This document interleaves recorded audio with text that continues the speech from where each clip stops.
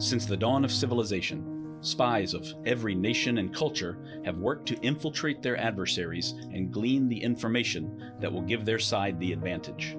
The stakes are sky high, the strategies varied and imaginative, and the ultimate sign of success is that no one ever even knew you were there.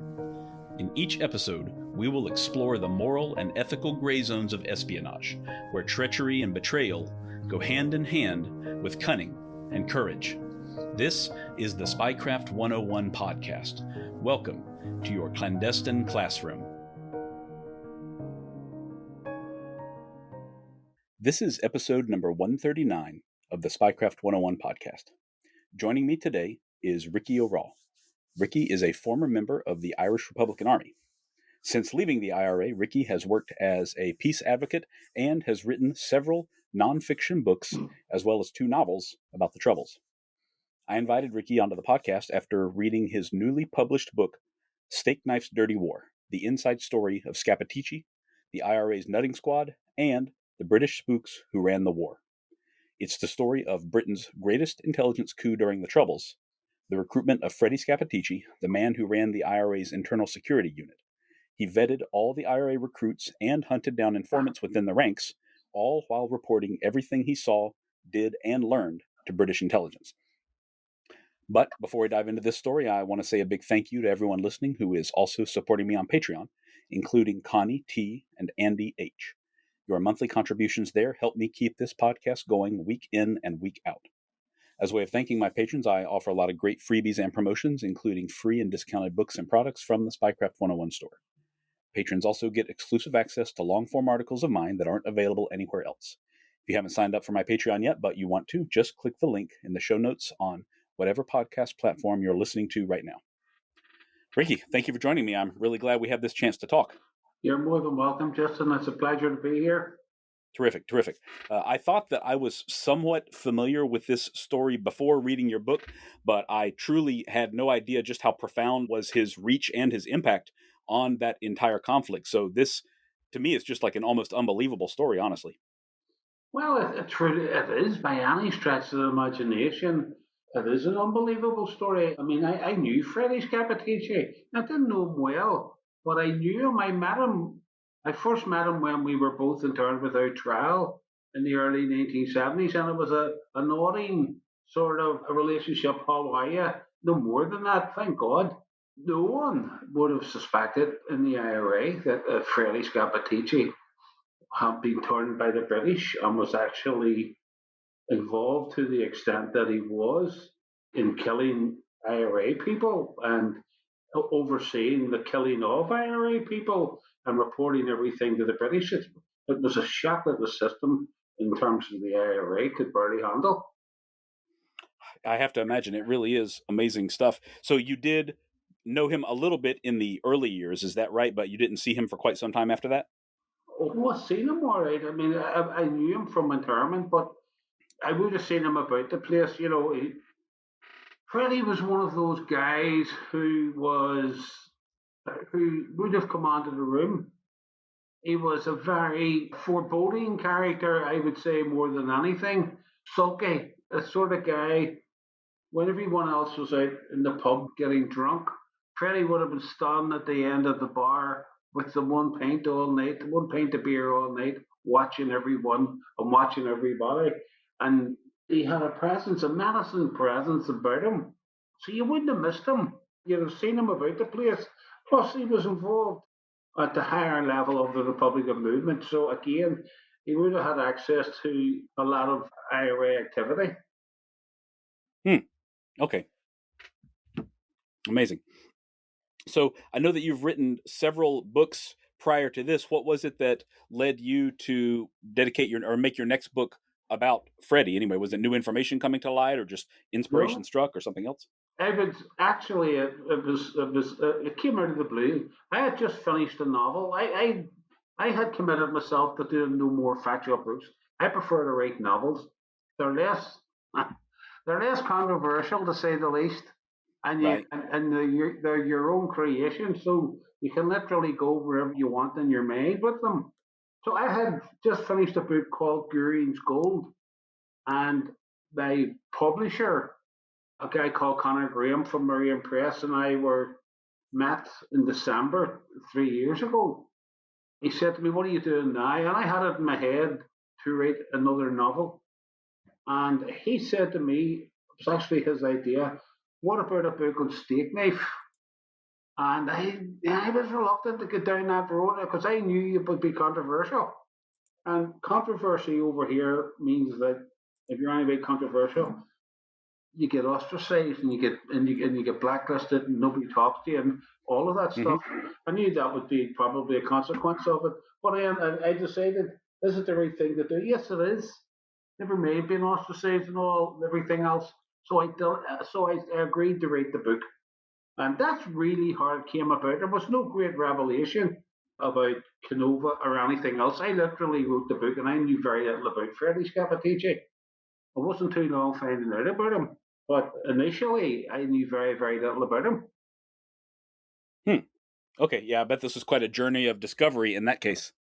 Oh, absolutely. I mean, the first thing I had to do was to say, who is he?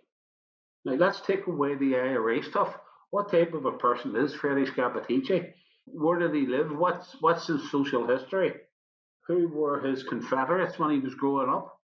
I had to find all that out. And how was he viewed by his confederates?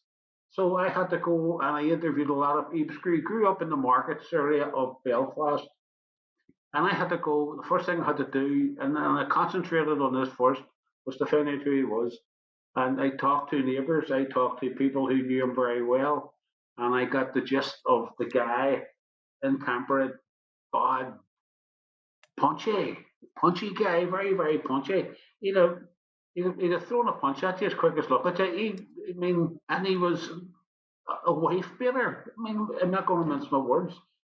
One lady, actually two, a lady and a man who lived in the same street as him said he murdered his wife. So he was a wife beater. He was punchy. His favourite trick was to put a brick in a sack and bash someone over the head with it if they crossed him. Oh, And so wow. this is the type of guy that I was beginning to see. That was the type of guy who was beginning to emerge. And I mean, no matter where I looked, a couple of guys said in defence of him that he was very loyal. If you were his friend and you were in trouble, he'd have been there for you. But if you crossed him, you were in serious trouble. So he was a very intemperate, very hot headed, wife beating guy who was just totally unsavory.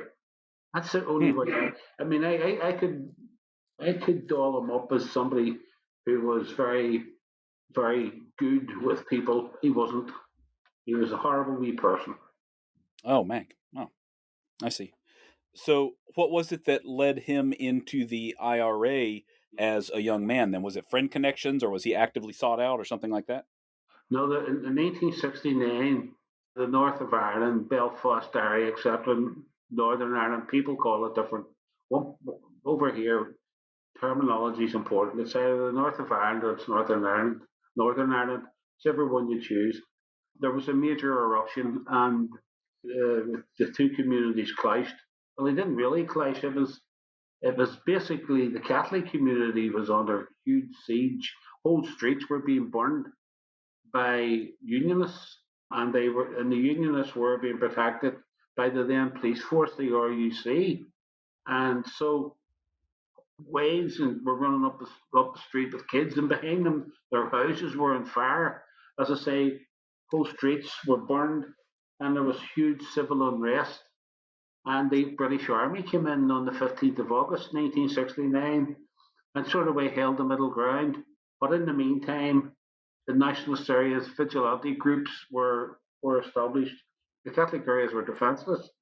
The idea was that the vigilantes would organise and have petrol bombs, and if there was any more assaults on the nationalist areas, they would defend them. And Scappaticci became a vigilante.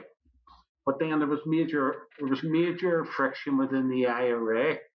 The IRA before the Troubles, Belfast, really didn't exist. There would have been 6 or 7, 8 guys who viewed themselves as IRA men.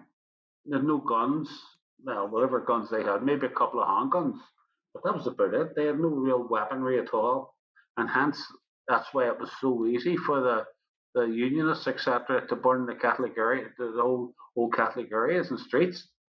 So more militant people came into the Republican movement. People who had been around from the 1940s and had been pushed out, they came back and they formed the Provisional IRA. And Scappaticci joined the IRA from the outset.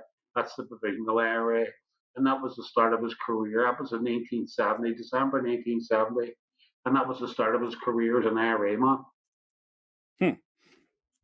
So I know that not to jump ahead too far, but I know he winds up in the ISU. So what was his path into the ISU? Because that's clearly like a position of great trust within the organization. Well, his never made his nasty ways. His leadership qualities, and he did have leadership qualities, were recognised almost immediately. And within no time at all, he was an OC of a company, of a very important company, IRA company in Belfast. OC being officer commanding, company being the structure of the area. So he was the number one in one of the most important areas in Belfast. And then he was interned twice. He actually spent 4 years in jail, interned Oh, without trial. And when he got out, he sort of way drifted for a while, and then the decision was taken to form this unit, this internal security unit. And Scappaticci, with his pedigree, and he did have a very strong Republican pedigree. No one can take that away from him, and I certainly wouldn't try to. He was known to be intelligent. I mean, on top of everything else, he was no fool. He had a degree of intelligence about him. So, as a result of that, there he was seen as a natural candidate for this internal security unit, and he joined it, and he was adjutant on it. That means he was number two. OC was number one, and adjutant was number two. So they formed this unit. The purpose of the unit was to hunt out informers and British agents within the IRA and dispatch them accordingly. That means shoot them dead.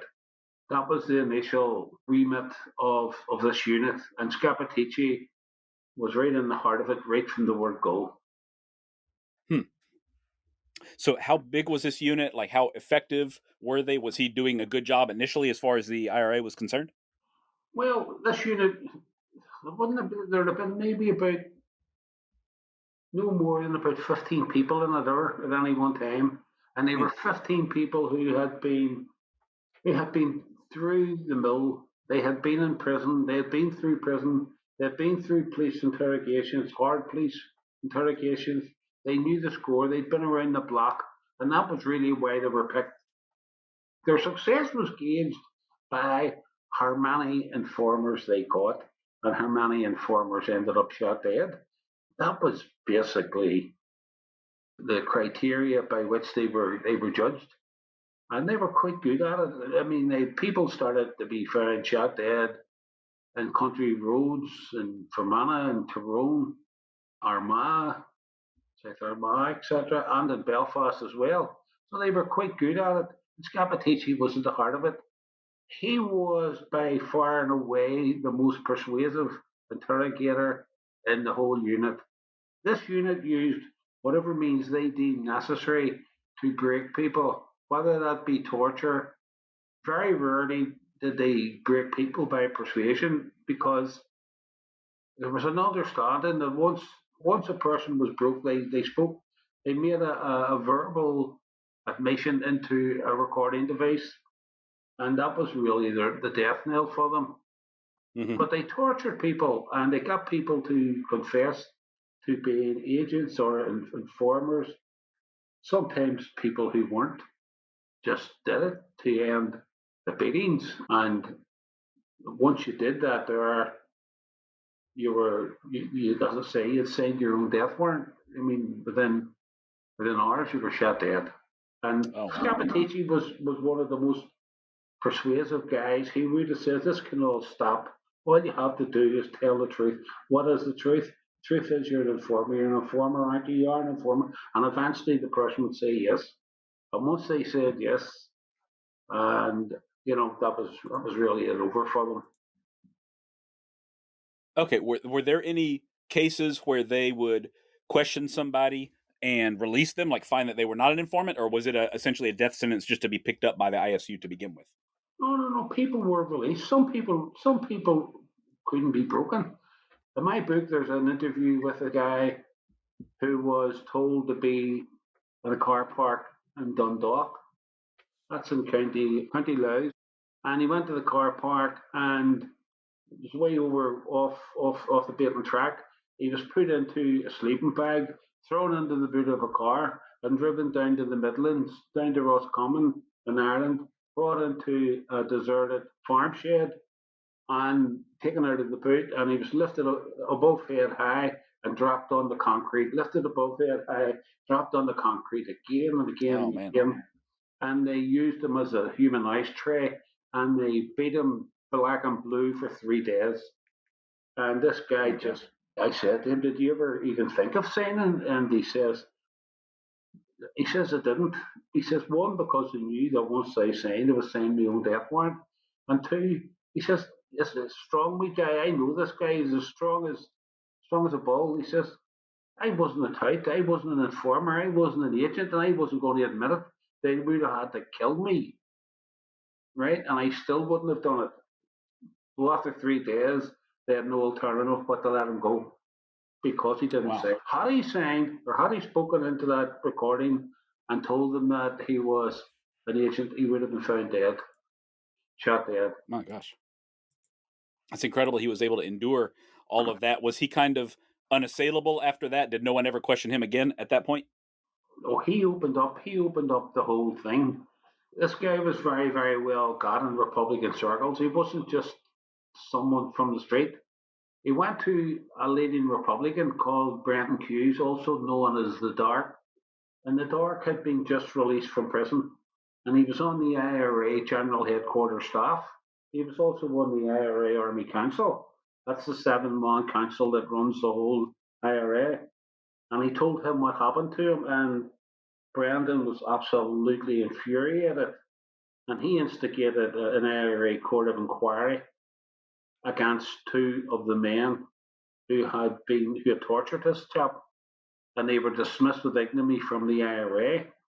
So there was consequences to what they did to this lad, but you know,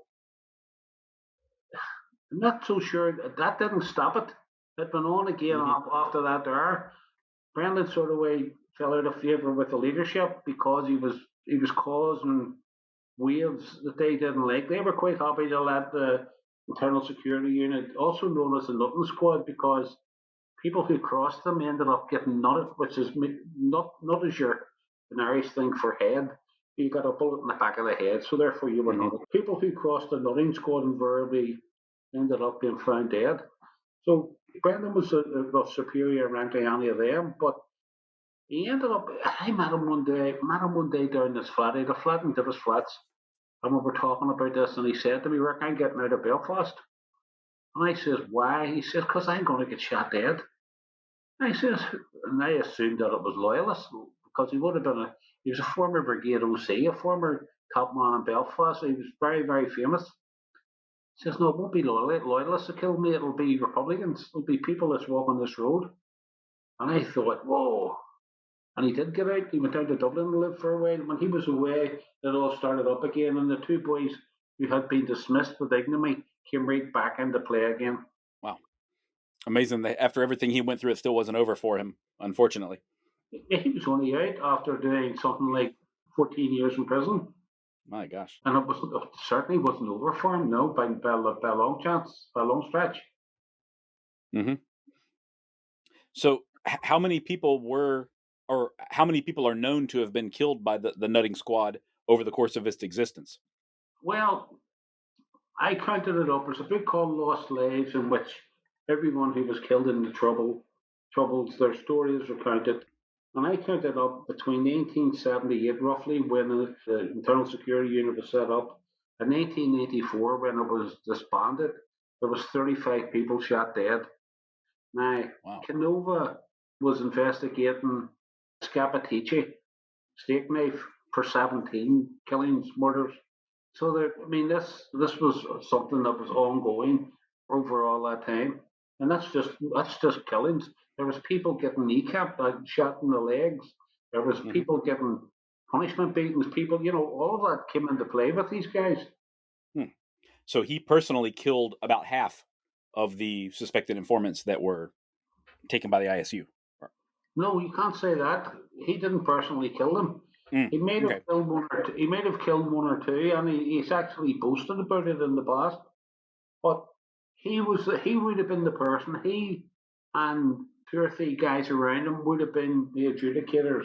They would have been the people who would have recommended to the IRA Army Council that John Smith has admitted to being an agent, and we recommend that he be shot dead. And that would Okay. have been that would have been enough. An IRA volunteer on probably usually not even associated with the nutting squad would have been brought in to carry out the execution. Oh, wow. Okay. Interesting. Interesting. He'd have just been told someone has to be shot dead, and it's an order. You have to shoot him. So he would have Hmm. obeyed the order. That's surprising. I would assume that they would do it themselves, but that's interesting. No, no, no, no. Ricky, obviously, no one knows better than Freddie what happens to the informants and the suspected informants, but he became one himself. Yeah. So, how in the world did that happen? Like, how could they get to him of all people, and how could he go along with it? Well, Justin, that's the $1 million question. And everyone has had a poke at trying to answer that, and nobody has come up with a hard and fast reason for him going to the British. There's all sorts of theories. One that he was just a walk-in, that he was disenchanted with the IRA, and that he decided to work for the other side, and he just walked into a police station and says, "I want to work for security forces." That's very that's very tenuous, to say the least. Another one was he was involved in a tax scam, and there was quite a bit of money involved in it, and he was involved in it, and there was a possibility that he would have got 8 years in prison. He was certainly arrested for it, and that's the reason why he turned. That's a possibility. Another one was that, and this is one that I've heard, and I never put a great deal of credence in it, but lately it's starting to get a bit of traction, that he was involved with underage sexual activity. Kids. Okay. Now, I've seen no evidence of that, to be honest. And just on that, in 2018, he was actually charged with having bestial pornography on his computer. Hmm. Was given a sentence for it. Now, he wasn't prison sentence, but he was certainly found, he pleaded guilty to it. But I see no evidence that he was involved in activity with kids. So nobody really knows why he was turned. People have theories, but that's as far as it goes. Okay. I see. Do we, or is it known at least approximately when he was turned and who he reported to, that sort of thing? He was turned between 1977, late 77, 78. Talk is that he was turned by a British Army intelligence officer. I know his name, and it's actually in my book, but I'm not too sure we should say it here. It doesn't really matter anyway. But that's the guy that's alleged to have turned him. If he was turned by him at all, again, you don't know. This British Army officer has said publicly, and it's in a book, that he turned him. But I mean, you just don't know. I mean, a lot of this stuff in relation to Scappaticci, you just need to be careful. You don't rush into hard and fast positions, because they could change very, very quickly. Mm-hmm.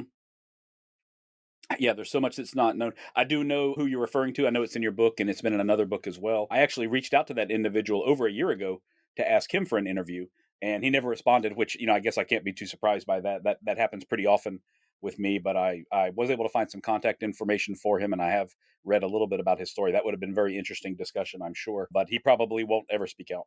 I tried to get him as well, and he didn't. I actually had a friend who's a journalist who went over and met him in London, had a coffee with him, and she said to him, "Ricky's writing this book," and he knew about it. And she says, "He would like to interview you," and he started laughing. And he says, "I'm meeting the MI5 after this." He says, "I was meeting them before I was meeting you anyway." He says, "But if I was to tell them, Ricky Raw was looking an interview with me and be trying to recruit him. I says, good luck with that one. You may dig deep into your pockets, boys. Wow. Oh my gosh. Yeah, that's unfortunate that he won't open up a little bit. He would certainly be able to shed a lot of light on this to someone anyway. Well, he's a writer, Justin. So I suspect that somewhere along the line we'll see a book from him. I would read that book. Definitely. I hope that does happen, certainly. So would I. So was Freddie, like, what was the benefit to him? Is that known? Like, was he being paid large sums of money for the information he provided, or getting revenge on enemies within the IRA, anything like that? He was getting £80,000 a year, according to the guy that we're talking about. Let's call him Jonesy, for want of a better word. Right? Jonesy, according to Jonesy, he was getting £80,000 a year. The £80,000 back in the 70s, related to today, is almost 270,000 quid in around that figure. So he was getting very good money. But Freddie was making good money too. He was a builder. And he went to work every day. See him come with me. Yeah, his life was well ordered.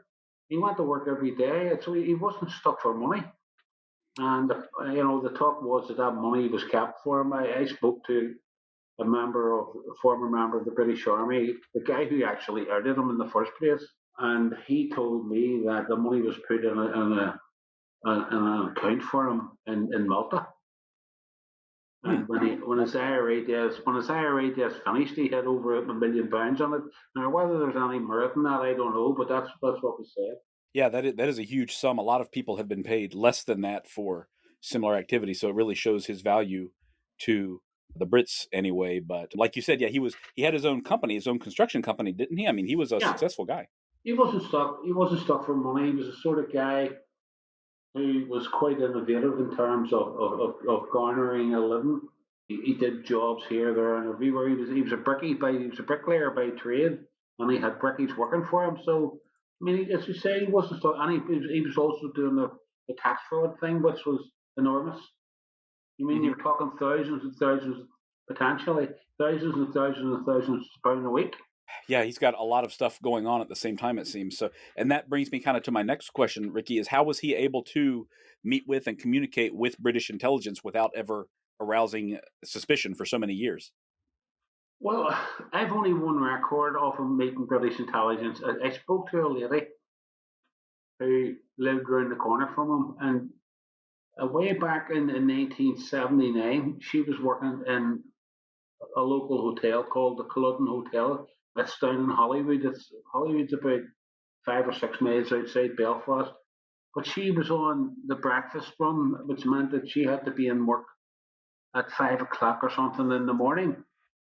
So she's walking through the hotel car park, and she spots Freddie talking to these two guys, one with long hair and hippie type guys. He seen her and he turned his head away quickly. And they know each other, they know each other because they see each other every day and they talk to each other. And she never said nothing. And she went back to her husband. Her husband was an IRA volunteer, and she said to him, "I seen Freddy Scappaticci 5 o'clock in the morning in a car park talking to two suspicious guys." And she says, "If I wasn't, she says, I would bet my bottom dollar there were two British intelligence guys that looked like soldiers."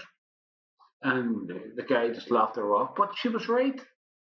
She was absolutely right, because in 1983, Freddie met journalists in the same hotel, the Culloden Hotel, and he was very reluctant to go there. And the first thing he said to them, "This is a very strange place to meet, because you never know who you're going to run into." Wow. You run into the girl, all those years previous. Before we go on, I want to let you all know about a new educational tool you're not going to want to miss. It's the Gray Man Briefing Classified. By now, I think I know my listeners pretty well, and take it from me, this briefing is exactly the news and educational reference source that you've been looking for. You'll get breaking news updates from all over the world on topics including planned protests and riots, low-intensity conflicts, natural disaster alerts, cyber attacks, supply chain disruptions, and more. You'll also get access to articles that help you build your own skills, including urban survival, home security, counter-surveillance, escape and evasion techniques, and more. And this is much more than just a newsletter in your inbox. Joining the Gray Man Briefing Classified also includes invitation-only channels on the Telegram and Signal apps for convenient real-time updates. The newsletter subscription is normally $5 per month, but if you use the code GBC Spycraft, you can save 20% each month for the life of your subscription. I'm already a member myself and have been reading and learning a lot since I first subscribed. Look it up yourself at graymanbriefing.com. That's gray with an A, graymanbriefing.com. And use the discount code GBC Spycraft to save 20% right from the start.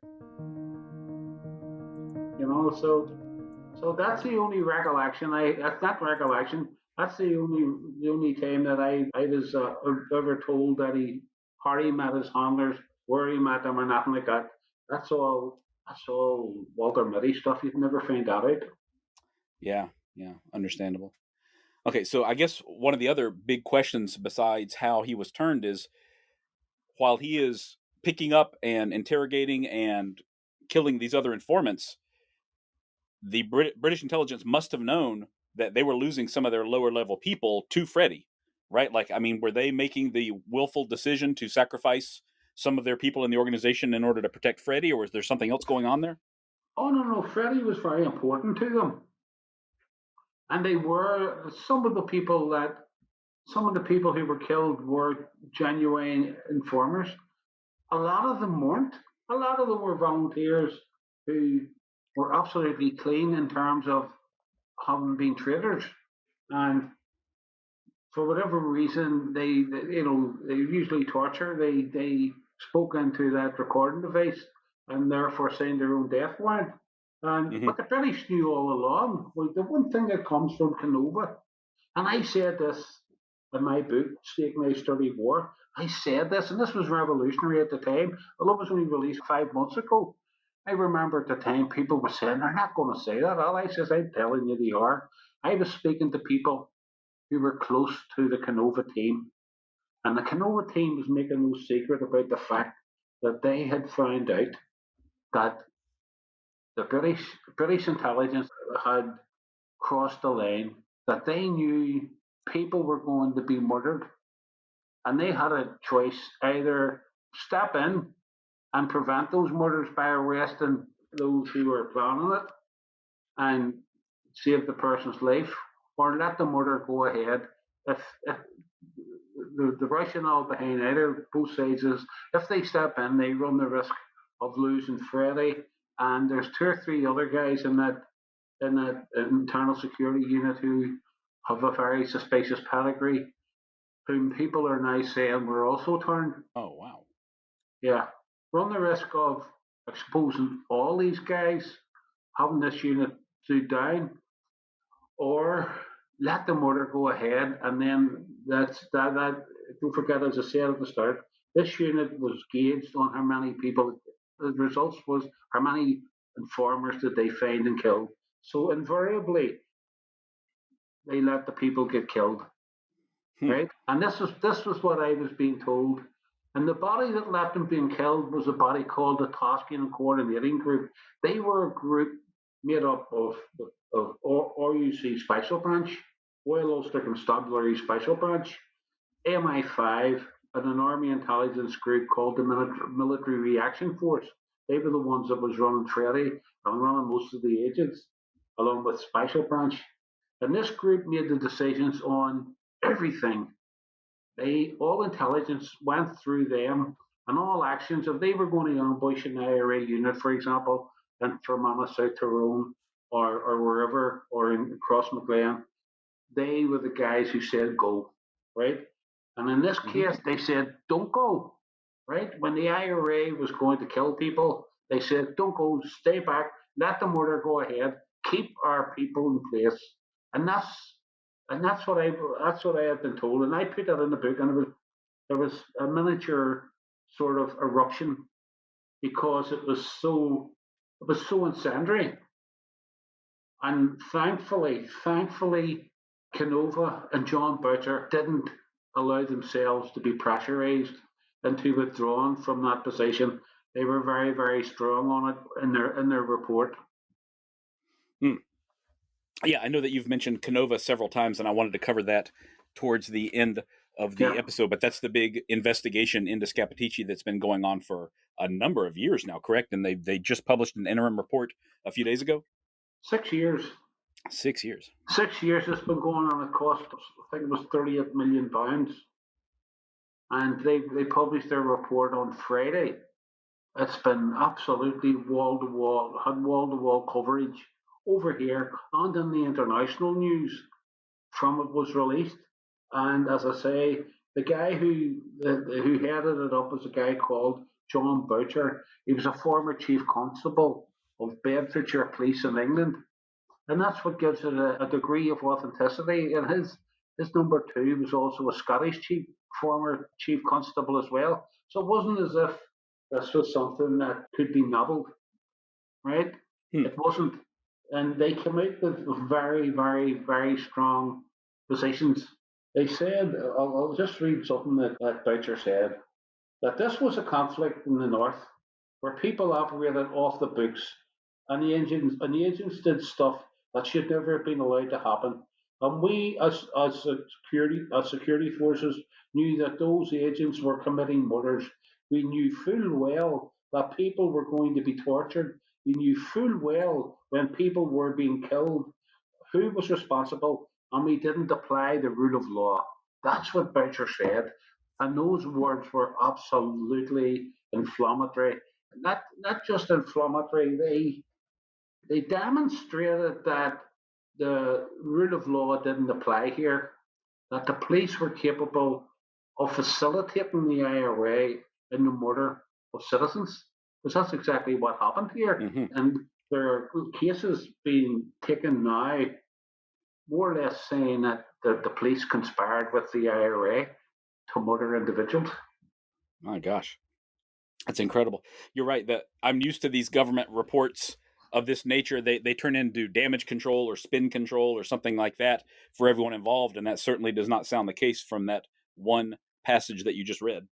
No, it's not. It's incredible. And the lawyer who represents most of the families is a chap called Kevin Winters from KRW Law. And he said they're taking all sorts of cases. He says, this is a quote from him. These are just two quotes I'm giving you, Justin, because they're so important. He said the staggering takeaway message is that the state could have and should have intervened to save lives. That this hasn't happened is legally and morally reprehensible.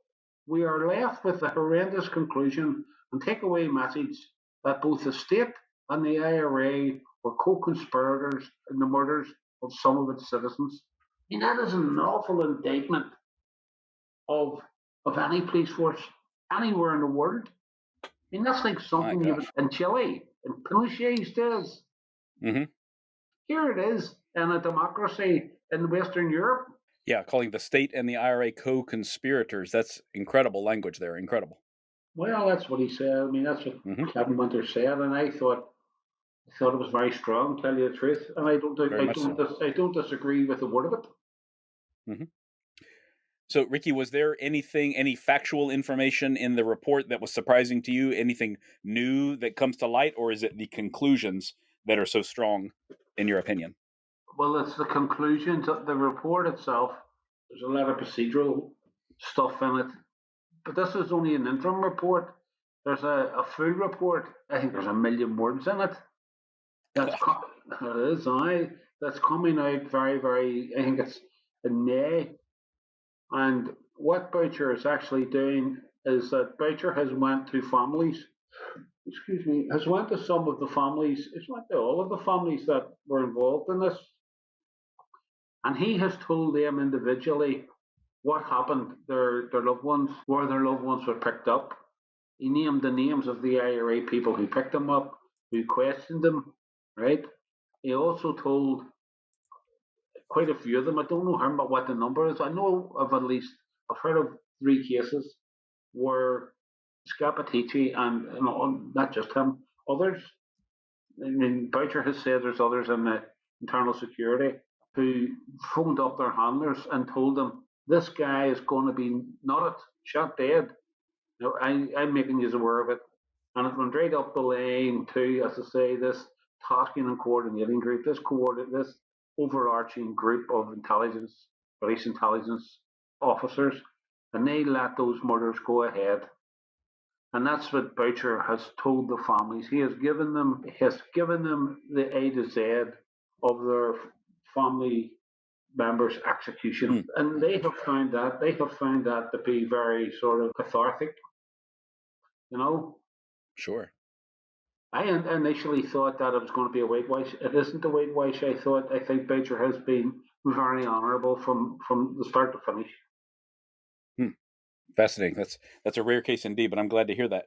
If I'm not mistaken, Ricky, Scappaticci's name does not actually appear in the interim report, right? There's references to steak knife, but not to Scappaticci. Is that correct? That's right. The Scappaticci, that's one of the contentious things that's in the report. Everybody knows Scappaticci. I mean, Boucher's not denying it, but he's not confirming it either because legally he's not allowed to. He's not allowed. There's a thing called no NCMB, no claim, no blame, no blame. That's British Army policy. They don't identify agents. They don't identify assets. So it's impossible for Boucher to identify steak knife and Scappaticci as one and the same person. There's absolutely nobody under any illusions that they are one and the same. That's beyond dispute. Right. So on that note, when did it become known that Freddie had become an informant for British intelligence? Well, it became known roughly about 1999. There was a guy from the Force Reaction Unit. He had been in the Force Reaction Unit, and he had left the army, and he was very disturbed about what he knew about the activities of British intelligence and how they were recruiting people. And he was the handler of a guy from Derry. Oh, I just forget his name right now. And he was very disturbed. Anyway, to cut a long story short, he was very disturbed. Frank Haggerty is the name of the guy, and he was his handler. He was very disturbed about it, and he was very disturbed about Scappaticci and the way Scappaticci had been allowed to be so comprehensively involved in murder, and how his whole hands were soaked in blood. And this was a guy of conscience. And he told a journalist, he told Liam Clark about it, and one thing led to another, and then it sort of drifted in the ether. And then in 2003, papers got an inkling that it was Scappaticci, and they published it. They published his name. He became the centre of attention. But he tried to brazen it out. He tried to what we call brass knack it out. He tried to say, "I'm not steak knife." He went on the media and he says, "You tell the families to come to me, and I look them in the eye, and I'll tell them I wasn't responsible for the deaths of their loved ones." And he was a selfish little shit, for want of a better word. It was all about him, right? He didn't care about the families. It was all about him being allowed to stay in Belfast, right, and live his life. And he was getting away with it because Sinn Fein, the local Republicans, Gerry Adams and Martin McGuinness and others, all weighed in behind him and says, "This is an honourable man. This man isn't an informer. He is an honourable man. He's been set up by British security services, right?" And they all knew that this boy was bad. They all knew he was wrong because they dumped him out of the IRA in 1990 and wouldn't let him back into the knuckle squad. They all knew. But he was determined to go nowhere until a lady called Sylvia Jones, she was a journalist, and she had worked with a television crew who shot a series called The Cook Report. This was a report that went around the UK and challenged people who may have been involved in some degree of criminality or IRA stuff or whatever. And they were involved. They were doing a program on Martin McGuinness. Martin McGuinness, as you may well know, was one of the leading Republicans. Was until his death 50 years ago. And they were doing a program on his involvement in the IRA, and this lady, Sylvia Cook, was part of the programming team. And they'd finished, and then she got a communication from her producer in Birmingham to say that there was a guy who wanted to meet her. So she met him along with two or three others from the program, and it was Freddy Scappaticci. And during the conversation, he admitted that he'd been in the IRA, that he'd been close to Martin McGuinness, that Martin McGuinness, according to him, was a monster. And he went into all sorts of detail about the IRA that wasn't really known about the English department, and lots all stuff that was very, very, very should have been secretive. And they were going to run with it, and then Royal Ulster Constabulary Special Branch got the wind of it, and they persuaded them not to publish, not to go ahead with the interview, because A, it would have put Scappaticci in danger, and B, it would have put other agents in danger. So they held it back. But 10 years later, in 2003, when the Scappaticci stuff came out, and Scappaticci was denying it, this girl said, "I've had enough of this," and she published it. She published the interview with Scappaticci, and she put it on the internet. There was no comment. Everybody knew his name, right? Everybody knew what he sounded like, and everyone in Belfast knew this was Scap. You couldn't deny it. He's very distinctive. So the next day, he got the boat, he got the plane, whatever, and away he went into exile. Amazing. So this was 2003 that everybody knew, and I know that he lived for another 20 years after that. And to me, that's a little bit surprising. Was there ever any chance that people were going to come for him physically, you think? No, there's no evidence whatsoever that the IRA ever set up a unit or set up any sort of team to go after him. It seems that they were quite happy that he was gone, that he was offside, that he was no longer a presence, and they sort of hoped that the Freddy Scappaticci episode would drift into the ether and we'd never hear of him again. And what you have to understand was Scappaticci was so senior in the IRA, and he was held in such high esteem, and he was held in such fear that were he to have been outed by the IRA, by rights he should have been outed. He should have been shot dead by IRA criteria. He was a prime candidate to be shot dead, and they knew they had a good idea that this boy was playing for the other team. But they never brought him in. They never tortured him. They never really tried to break him. They let him live in Belfast, as I say, until this true soldier had a bout of conscience. And in fairness, I spoke to the guy, and I found him very honourable, and no doubt about his honour. The problem that they had was if they had a shot Scappaticci, it would have had massive implications, because people would have said, well, if Scappaticci's wrong, if Scappaticci's on a bottom, if he's a tout, who isn't a tout? Who else in the leadership are touts? So that's the danger that they faced with Scappaticci. It was easier for them to let him go away to England, let him hide up in some Haiti hole in the back hills of Dakota or wherever, right? Just as long as we don't see him, and as long as he's not in the news over here. Amazing stuff. And I know that his name was ruined after that, of course, but he still got away with his life and his money and his freedom. Essentially, it sounds like. So he made out about as well as he could have under those circumstances, is my thinking. Well, he got out of Dodge with his saddlebags full of gold, didn't he? Right. Yeah, he sure did. So he was he wasn't a happy man. He was a very, very sad man. He always reminded me, funny enough, you remember the photo of Osama bin Laden in a room with a blanket around him, and he's holding the remote control and he's looking at the television? I don't know if you've seen that, but that was an image of Osama bin Laden. Freddie struck me like that, although the difference between him and bin Laden was that Freddie had a silver Mercedes. But he was very lonely. His family didn't go with him. His family were beautiful. His whole kids and all are beautiful people, and they're so embarrassed with this. And his mother was a saint. They say she was a saint, and so was his wife. Very religious people, very sort of placid people, real gentle folk.